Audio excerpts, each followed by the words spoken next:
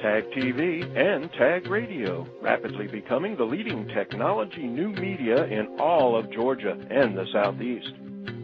This edition of Tech Talk is brought to you by Integrated Learning Services, integratedlearningservices.com. Wait, worry, or take control. At integratedlearningservices.com, increase sales, productivity, and client retention. Lower training costs. integratedlearningservices.com. Just a few years ago, very few would have ever believed that video game development would be considered a high-tech growth technology industry. And who would have ever guessed that now the state of Georgia is quickly becoming a global hotspot in the thriving and powerful digital entertainment industry sector, in new startups, in new jobs, and in new investment capital. The casual game market, educational, mobile, and the big marquee games that are rapidly changing the entire entertainment industry, MMOGs, massively multiplayer online games, have led to a grass fire effect of emerging interactive design studios across the state, and especially right here in Atlanta. Greetings, everyone. It's Tuesday, July 27th, 2010, and this is Tech Talk with Technology Association of Georgia President Tino Mantella. Game Developer magazine stated Georgia as the fourth highest industry compensation location, number 3 highest volume of video game playing activity, number 1 most wired city was Forbes' comment about Atlanta, home to over 60 game companies, over 2,000 students in interactive design classes or even full video game programs, more than 20 colleges and universities with comprehensive interactive career paths. And then there's the Georgia Entertainment Industry Investment Act, one of the highest incentives in the nation at 30% for interactive design companies. Up to the Tech Talk today, Tino takes a fresh look at the rapidly developing video game development industry in Georgia as he speaks with pioneering executive, albeit global industry leader, Hi-Res Studios Chief Operating Officer and executive producer of the MMOG runaway hit Global Agenda, Todd Harris. A former software industry engineer, Todd eventually managed next-generation product development efforts at NCR, Radiant Systems, and Blue Cube Software. All of these evolved and eventually became part of the technology and services that Todd has made and directly applicable to the development and deployment and the services challenges of his own online gaming development success. His 15 years of technology leader has had him now not only a top executive in the industry, but also an advisor to area game and art schools on their programs, as well as an active contributor to the growing Georgia game industry in total. Video game development now and in the future. As Georgia blooms as a national leader, Tino Tech Talks with Hi-Res Studios Global Agenda COO and executive producer Todd Harris. Todd, thank you for joining me on Tech Talk today. Yeah, it's great to be here with you, Tino. I know we had you on a couple of years ago, so I'm expecting, and I know there's been a lot of progress since then, and I look forward to getting caught up, and I know our listeners are as well. Why don't we start out, obviously there's different aspects of gaming, and you guys are into the MMOG business, so talk a little bit about what that is for our listeners. Yeah, great lead-in. MMOG, or Massively Multiplayer Online Game, and really the differentiation there is a platform in a game that lets players all over the world interact with one another in a virtual environment, typically, and in our case, a very rich 3D graphical environment. So different from a single-player game where you're the only one in the world progressing a story, or maybe a small online co-op game where you're going through with a friend or two. In the case of a massively multiplayer online game, you're interacting with a large number of people, and your character is persistent. The world is persistent. So it can really be like a second life, if you will, in terms of this alternate universe and your ability to progress a character and interact with others in this gaming world. And I'm assuming that this is a growing industry, and you're probably looking at market penetration, but I'm thinking also that there's a great potential to grow beyond where you are today. Is that right? Yeah, that's right. The two kind of categories of gaming that continue to grow are these massively multiplayer online games of different types, and then also action games. And really one of the things that we did with Global Agenda is to fuse these two types. So it is very much an action game, but also a massively multiplayer online game. And the space just continues to grow as more people are exposed to this alternate form of entertainment. So. Now, High Res Studios is a private venture, so talk a bit about the company's story behind that. Yeah, our founding is a bit unusual. We are a homegrown company, so gaming's emerging in Georgia, and we were really one of the first companies to plant our flag here. But actually, we were founded by a serial entrepreneur by the name of Erez Gorin. So your listeners may recognize that name. He was attached to Radiant Systems, the point-of-sale company, and he started that along with his brother, and that's actually where I met Erez, and I was responsible for some of the product development efforts there.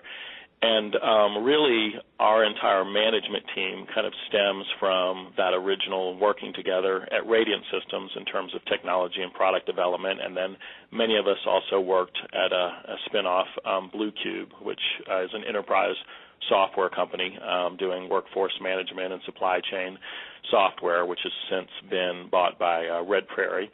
And that really exposed both the management team and some of our core programmers to obviously real-time technology as well as back-end operations, database operations, network operations, setting up large, secure hosting server facilities, software as a service, and all those technologies actually are, believe it or not, leverageable in terms of making a game, because in the game industry, doing an MMO such as ours, you have a very rich client that needs to have very fast performance and be easy to use and no training time, kind of like a touchscreen point-of-sale interface almost, and then on the back end, of course, server and database and enterprise-level technologies to make sure that all the attributes of the character are saved and preserved and it's secure from hackers, and so that leverages some of the expertise from the Blue Cube days. So basically, the management team and our core programming team started in 2005 with the vision of building this new type of massively multiplayer online game. We just saw a space in the market where there wasn't really this action-based form of game, and we thought it would be a trend in the industry, and so we started working on the core technology for the first 2 years and then developed Global Agenda on top of that platform and released the game in February of this year, and we've continued to be a top seller among our category now, almost under 6 months since initial launch. So, and all the core team is still very much engaged in the project. So it's definitely been a project of passion and one that's been successful so far as well. Well, I have a little bit of background in the health industry, and as we talked the first time a couple of years ago, I was struck by the parallel. Most people wouldn't pick that up, but just from a standpoint of the time and the efforts, kind of like going through clinical trials almost. You guys have been working on this for 4 years or more to get it just right. So it's an amazing commitment by your team. One of the other unique things is, as I understand it, you own 100% of the IP, which is, I'm assuming, pretty unusual. And maybe you can talk a little bit about the benefits to High Res in terms of being what I guess would be more totally independent and with self-funding. Yeah, it is. Probably challenges as well. So it is a bit unusual, Tino, because typically the relationship these days is there's a publisher entity that owns the IP for a game, and then the developer is kind of the labor that implements the game, but oftentimes they won't own any of that IP, and it's kind of a tough row for many developers, kind of having to find the next publisher and the next project.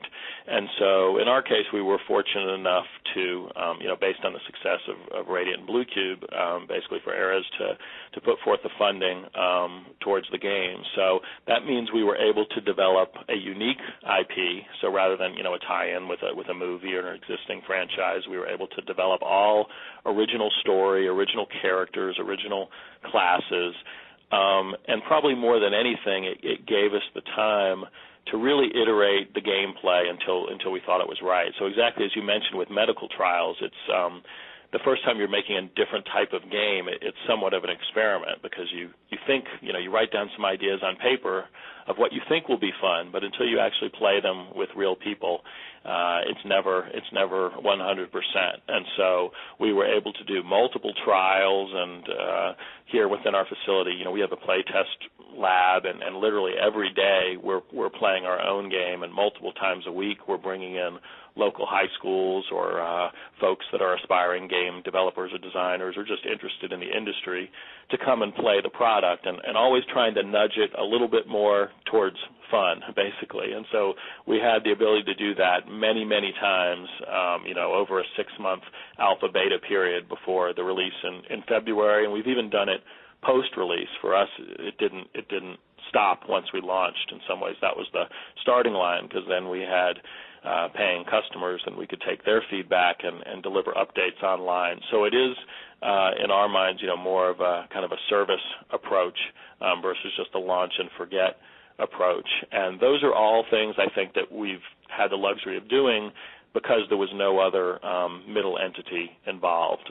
We're directly interfacing with the end consumer, through things like forums and Facebook, and leveraging a lot of the new social media to understand what parts of the game people like best, and to make sure we're delivering more of that through ongoing updates.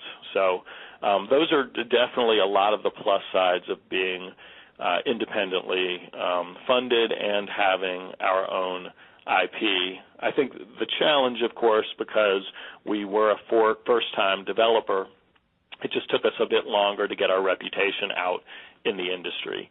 But fortunately, our consumers are very connected, very active online, and so we've gotten a lot of great word of mouth about the game. When we took it to E3 in 2009, before we launched, we brought home a Best in Show award, and things like that go a long way in the industry. So great.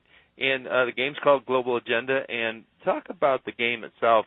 What are the unique aspects of the game?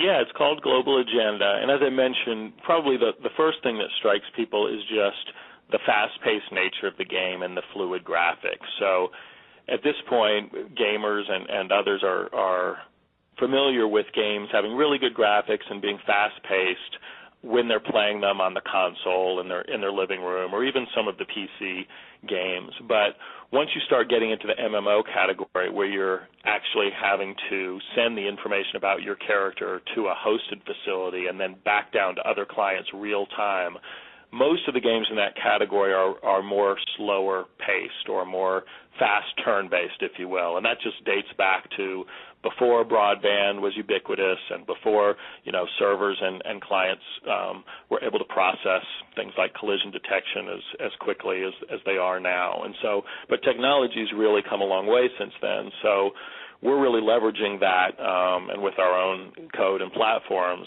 to combine the fast action of a console game with the persistence and the depth of an MMO game. And that's really one of our differentiators. So in Global Agenda, it's set in the future on Earth, and you're creating an elite special agent, and you are freeing yourself from the clutches of this big totalitarian faction at the beginning of the game, and finding other real people in the world and striking back against that totalitarian faction. And then eventually you can form your own agency with real people that might be living anywhere in the world and conquering territory and making a name for yourself in the world. So it's a bit different from many of the other offerings in the speed of the gameplay, and also in its setting, that it's more of a science fiction. Sometimes we call it spy-fi because it's in the future and you're an agent. And most of the games in our category are a little bit more Dungeons and Dragons, Lord of the Rings in their setting. And so right. One of our taglines is no elves, because elves, as much as we love them, they've been a bit overused in the genre. And so for folks that like MMO games but are looking for a different setting and a different style and pace of play, and really a more accessible game as well, Global Agenda is an attractive offering for them. So, well, before we tell our listeners, I'm sure are going to be very hungry to get involved with this game now, let's take a step back and look at Georgia as a hub, if you will, for the gaming industry. A couple of years ago, the state of Georgia approved a tax credit, and I think that was one of the steps that seemed to stimulate activity in this industry. So, is that the case? Is there more activity in gaming here in the state? Do you see that continuing?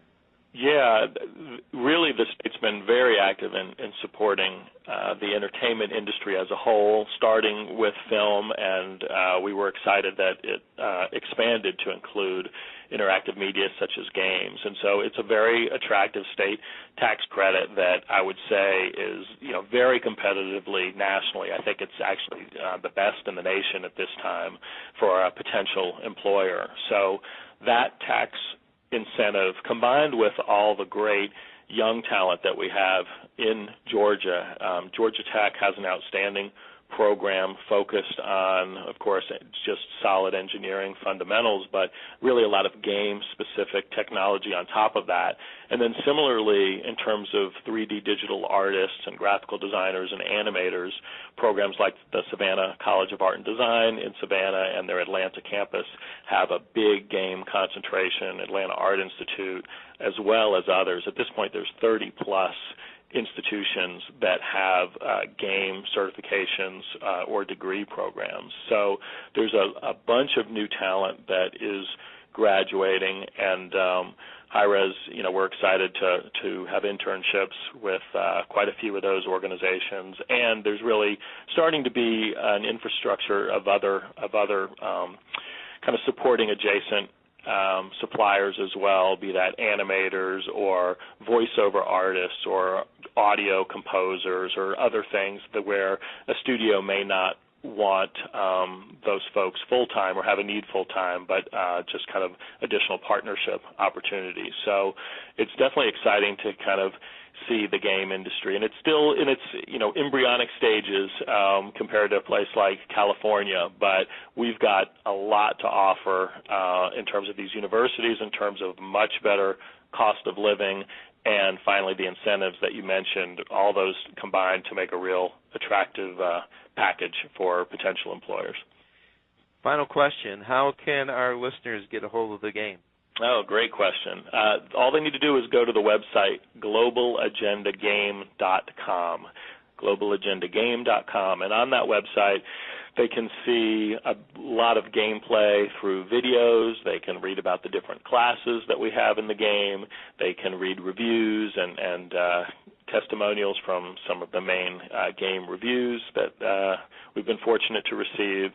And then they can choose kind of two ways of purchasing. If they're interested in a collector's edition box, there's a link there to where they could get that directly from Amazon, or there's also a digital download-only link available there. And it is a massively multiplayer online game that actually has no required subscription, so that's another way we're different from a business model standpoint from many of the competitors in that you buy one time and then you're basically playing online with no obligation of a subscription, which is real attractive to consumers these days as well.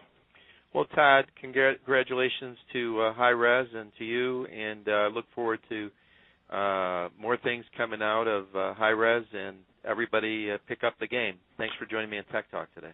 Thanks, Tino. It was great being able to talk with you about what's been going on with Global Agenda.